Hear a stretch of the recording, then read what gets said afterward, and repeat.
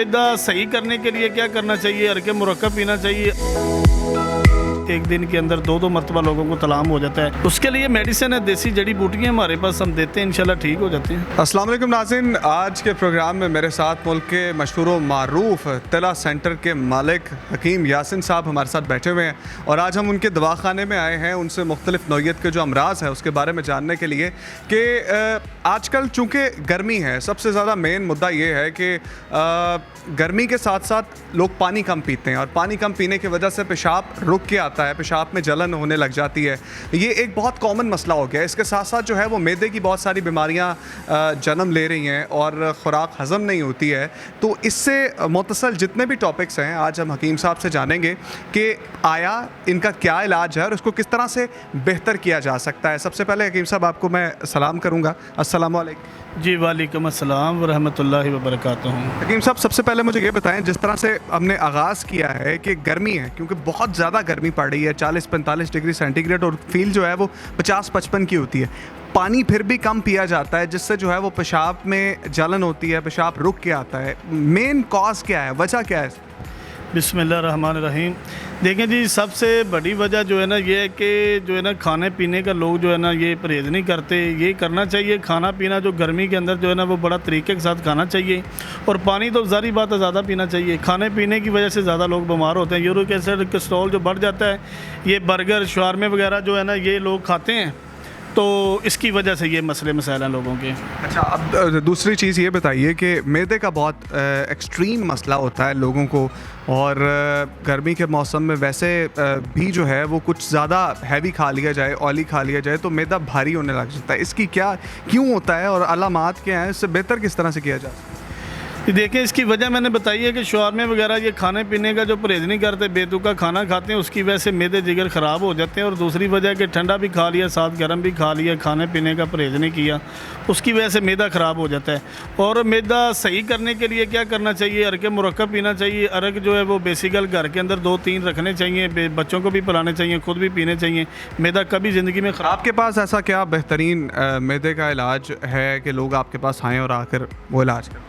जी बिस्मिल्लाह, मेरे पास जो है ना 100 बंदा जो है ना वो अरके मुरक्कब जो है ना रोज़ का ख़रीदता है। अरके मुरक्कब मैदे और जिगर के लिए इतना मुफीद है, इतना बेहतरीन है कि जिगर और मैदे को बिल्कुल सही कर देता है। तो आपने अरके मुरक्कब जो है वो ख़रीदने के लिए हकीम साहब के पास ज़रूर आना है। और बातें बहुत हैं और बहुत ज़्यादा सवालात हैं, लेकिन टाइम हमारे पास कम है। हम छोटा छोटा करके आपकी आसानी के लिए आपको बताना चाह रहे हैं कि आपने विज़िट ज़रूर करना है एक बार हकीम साहब का दवाखाना, जिससे जो है वो आपको शिफा भी मिलेगी। मेरी गारंटी है कि हकीम साहब के पास जो भी आता है अफाका पा के जाता है, क्योंकि मैंने तो बहुत इर्द गिर्द में आया हूँ और बहुत से मरीज़ों को देखा, आई जा रहे हैं और शिफा पा के जाई जा रहे हैं। और जो रिव्यूज़ भी लिए हैं वो रिव्यू भी माशाल्लाह से जो है वो बहुत शानदार है और बहुत आला है। हकीम साहब, नौजवानों में सरियत इंजाल का मसला बहुत सराहियत इख्तियार करता जा रहा है। दूसरा, जरियान के मसाइल बहुत होते हैं और इसकी क्या वजह है? क्यों इस तरह से हो रहा है? देखें, ये आजकल जो लड़के हैं ये मोबाइल बहुत ज़्यादा इस्तेमाल करते हैं, इसकी बहुत ज़्यादा वजह है। और इसके साथ साथ और भी काफ़ी सारे मसले हैं कि जो मैं लाइव वीडियो में नहीं बता सकता। मेरे नंबर नीचे स्क्रीन के मौजूद है, मेरे साथ रब्ता करें, मैं इंशाल्लाह एक बाद उनको बता दूंगा इसकी क्या वजह, क्यों कतरे आते हैं। बेसिकल मोबाइल ज़्यादा देखने की वजह भी है, नींद ना पूरी होनी इसकी भी वजह है, मैदे जिगर की ख़राबी हो जाना, मादा पतला हो जाना, काफ़ी सारे इसके मसले मसाइल हैं जिसकी वजह से इन लोगों को कतरे वगैरह आते हैं। तलाम एक दिन के अंदर 2-2 मरतबा लोगों को तलाम हो जाता है। लोग उसकी तलाम की दवाई खाते रहते हैं, हालांकि इसके दवाई इसका जिगर का इलाज करना चाहिए, जिगर के अंदर से गर्मी को ख़त्म करना चाहिए, मैदे को पावर देनी चाहिए, तलाम नहीं होता।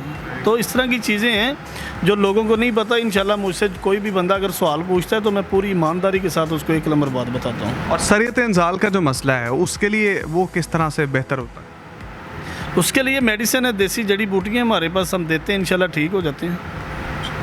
हकीम साहब, मुझे बताएं, जो ख़ास किस्म के तिला आप बनाते हैं उसमें जो है वो किस किस्म के बनाते हैं, कितनी इक़साम के बनाते हैं और उनके क्या क्या फ़ायदे हैं और किस तरह से काम करते हैं, ज़रा ये हमारे नाज़रीन को ज़रूर बताएं। जी देखें कि मैं जो तिले बनाता हूँ ना, मगरमच्छ की, शेर की, रिछ की चर्बियाँ मेरे पास जड़ी बूटियाँ मुख्तलिफ डाल के ना मैं तिले बनाता हूँ। कुछ तिले इस तरह के हैं कि वो ज़मीन में दबा के बनाता हूँ, कुछ तिले इस तरह के हैं कि वो आग के ऊपर बनाता हूँ, कुछ तिले हैं कि वो रगड़ाई करके उसकी बनाता हूँ। तो बेसिकल ये जो जानवर हैं, कुछ लोग सवाल करते हैं कि यासिन भाई आप ये जो जानवरों की चर्बियाँ बता रहे हैं आप कहाँ से लेके आते हैं, तो ये कहाँ से मिल जाती हैं? ये तो बड़ी मुफीद चीज़ है। देखें, ये मैं थाईलैंड से भी लेके आता हूँ और यहाँ से लकी रानी सर्कस या चिड़ियाघर वालों के जो जानवर मर जाते हैं ना, उसके अंदर से जो चर्बी हैं वो मैं निकाल के ले आता हूँ। वो मुझे फ़ोन कर देते हैं तो मैं उनके तिले बनाता हूँ। इंसानों की बेहतरी के लिए मैं मेहनत करता हूँ। अल्हम्दुलिल्लाह अल्लाह ताला शिफा देता है। उन तमाम लोगों के लिए जो कहते हैं या वीडियो के नीचे कमेंट करते हैं ये सब कुछ इलीगल है, तो हकीम साहब के पास हर चीज़ का प्रूफ है, हर चीज़ का सर्टिफिकेट है। हकीम साहब जो भी करते हैं वो लीगल तरीके से करते हैं और हर चीज़ का लाइसेंस इनके पास मौजूद है। कोई भी जानवर आता है तो वो लीगल तरीके से ख़रीदा जाता है और लीगल तरीके से ही उसके तमाम SOPs पूरे करके डॉक्टर्स की निगरानी में उनका जो है वो चर्बी निकाली जाती है और बाद में उनके जो अजसाम होते हैं उनको हनूत कर लिया जाता है। आप पीछे भी देख रहे होंगे, इस तरह हनूत करके उनको महफूज कर लिया जाता है। जो हनूत के काबिल नहीं होते उनको दफना दिया जाता है। तो ये सब काम जो है वो लीगल है।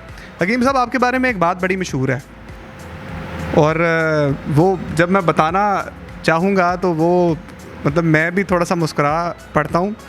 ये जो नब्ज़ है ना, हकीम साहब नब्ज़ देख के जो है वो बंदे का बता देते हैं इसके अंदर से जो है वो कौन सी बीमारी है, कौन सी होने वाली है और किस बीमारी का क्या इलाज है। हकीम साहब, ये क्या राज है? मुख्तलिफ हकीम जो हैं वो ऐसे ही बेतुकी सी नब्ज़ पकड़ते हैं और बता कहते हैं भाईजान तो मैदे च गर्मी है।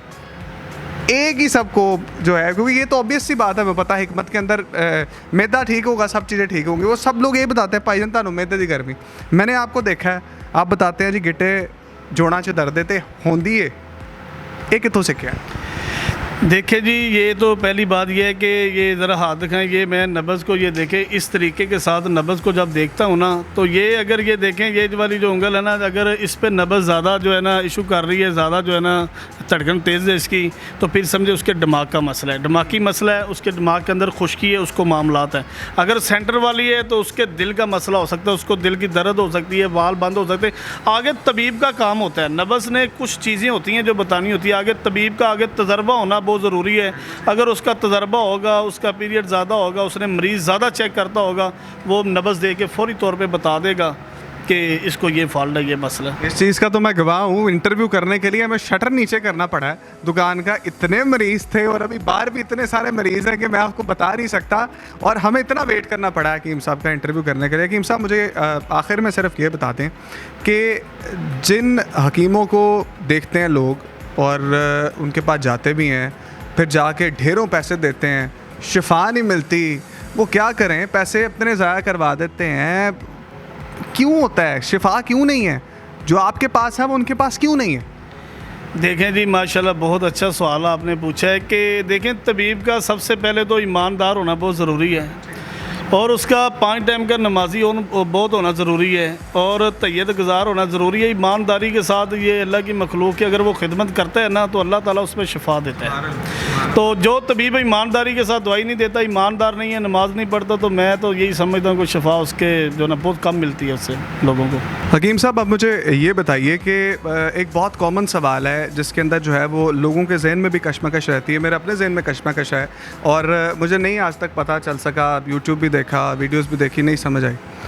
गुफ्तगू करने का मौका मिला तो जान लेते हैं, तिला और तेल में फ़र्क क्या है? बज़ाहिर तो एक जैसा ही लग रहा होता है, लेकिन फ़र्क क्या है इन दोनों चीज़? तेल और तिले में ये फ़र्क होता है, जो तिला होता है ना वो जड़ी बूटियों से बनाया जाता है। सारी जड़ी बूटियों के जौहर निकाले जाते हैं, निकाल के वो फिर तेल के अंदर डाले जाते हैं। सारी चीज़ें डाल के, चर्बियाँ डाल के और जानवरों की और जड़ी बूटियाँ डाल के उसको तिला कहते हैं। तो जो खाली सांडे का या सांप का या बिच्छू का होता है, खाली एक चीज़ का होता है, उसको तेल कहते हैं। जहाँ खाली ये जो है अपना जड़ी बूटियों से निकलता है वो तेल होता है। तेल किन किन चीज़ों के लिए इस्तेमाल होता है और आपके पास ऐसे कौन से तेल हैं कि जिनको इस्तेमाल करके फ़ाका हासिल किया जा सकता? मेरे पास फालज के लिए बड़ा बेहतरीन तेल है। अगर उसको इस्तेमाल किया जाए ना 1 माह, तो फालज बिल्कुल ख़त्म हो जाता है, दूसरे दिन उसका रिज़ल्ट मिलना शुरू हो जाता है। तो उसके बाद मेरे पास दर्दों के लिए बहुत ज़्यादा अच्छा तेल है, बहुत मुफीद है। जोड़ों का, घुटनों का, कमर का, किसी किस्म का पुराने से पुराना दर्द है ना, अल्हम्दुलिल्लाह तेल के साथ मैं ठीक कर देता हूँ। और उसके बाद मर्दों के लिए मेरे पास बड़े अच्छे तेल पड़े हैं जो मर्दाना कमज़ोरी पे काम करते हैं। तो अल्हम्दुलिल्लाह तेल मेरे पास, जो लोग दवाइयाँ नहीं खाना चाहते या दवाइयाँ खा खा के तंग आ चुके हैं, थक चुके हैं, हकीम यासिन के पास एक मरतबा आए, मुझे जमाए, अल्हम्दुलिल्लाह इंशाअल्लाह ताला तेल के साथ मैं उनको ठीक कर सकता हूँ। तो नाजरीन, आपने हकीम यासिन साहब का इंटरव्यू सुना और बहुत ही मुख्तसर लेकिन बहुत जामे गुफ्तगू हमने की, और जो रोज़मर्रा ज़िंदगी के अमराज हैं उन पर भी रोशनी डाली। फिर हकीम साहब से ये भी जाना कि किस तरह से इलाज होता है, नब्ज़ किस तरह से चेक करते हैं। तो मेरी आपसे गुजारिश है, अगर आपको कोई भी मर्ज़ है, एक बार हकीम यासिन साहब के तिला सेंटर में दवा खाने में आपने ज़रूर आना है। एक बार जहाँ इतने लोगों को आजमा लिया है, अंग्रेज़ी दवाइयाँ खा ली हैं, होम्योपैथिक की दवाइयाँ खा ली हैं, आपने एक बार देसी दवाई के लिए सिर्फ हकीम साहब को ट्राई करना है। मेरा दावा है, मैं चैलेंज करके कह सकता हूँ कि हकीम साहब से आपको अफाका मिलेगा। इसी तरह की स्टोरीज़ हम आपकी खिदमत में लेकर आते रहेंगे। फ़िलहाल मुझे इजाज़त दें, अल्लाह ने के बाद।